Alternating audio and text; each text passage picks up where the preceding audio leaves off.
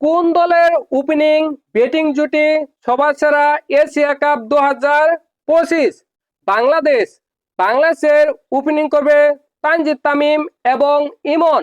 এই দুইজন ব্যাটার বর্তমানে ফর্মে রয়েছে।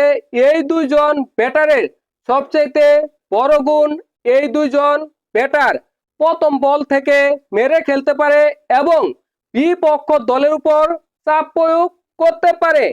এই দুইজন ব্যাটার নিয়মিত 30 থেকে 40 রান করতে পারে। এই দুইজন ব্যাটারের সবচাইতে দুর্বল জায়গা হলো এরা ওই 30 থেকে 40 রানের ইনিংসটা অনেক বড় করতে পারে না।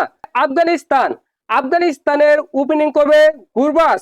দেখেন, গুরবাজ বিশ্বমানের একজন ব্যাটার, টি-20 ক্রিকেটে ভয়ঙ্কর, কিন্তু গুরবাজ নিয়মিত রান করতে পারে না।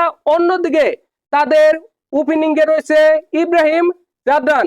ইব্রাহিম জাদরান নিয়মিত রান করলেও তার স্ট্রাইক রান রেট টি-20তে খাটে না, একেবারে কম, 107, যা টি-20-র সাথে মানানসই নয়। আফগানিস্তানের ওপেনিং জুটি বাংলাদেশের ওপেনিং জুটি চাইতে অনেক দুর্বল, এটা নিঃসন্দেহে বলা যায়। পাকিস্তান। পাকিস্তানের ওপেনিং করবে শামীম আইয়ুব এবং ফারহান। দেখেন, এই দুইজন ব্যাটারি অনেক নতুন এবং এই দুইজন ব্যাটার নিয়মিত রান করতে পারে না।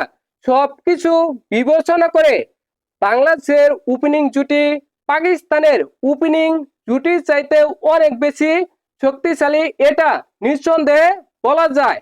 শ্রীলঙ্কা। শ্রীলঙ্কার হয়ে ওপেনিং করবে প্রথম নিচাঙ্কা এবং কুশাল মেন্ডিস। এই দুইজন ব্যাটার ভয়ঙ্কর, বিশেষ করে কুশাল মেন্ডিস। নিঃসন্দেহে বাংলাদেশের ওপেনিং জুটির চাইতে শ্রীলঙ্কার ওপেনিং জুটি এগিয়ে থাকবে, সেটা বলা যায়। ইন্ডিয়া। দেখেন, এশিয়ার মধ্যে সবচেয়ে শক্তিশালী দল ইন্ডিয়া। ইন্ডিয়ার ওপেনিং করবে অভিষেক শর্মা, যার স্ট্রাইক রান রেট 200-র কাছাকাছি রয়েছে। শুভমান গিল এবং সঞ্জু স্যামসন।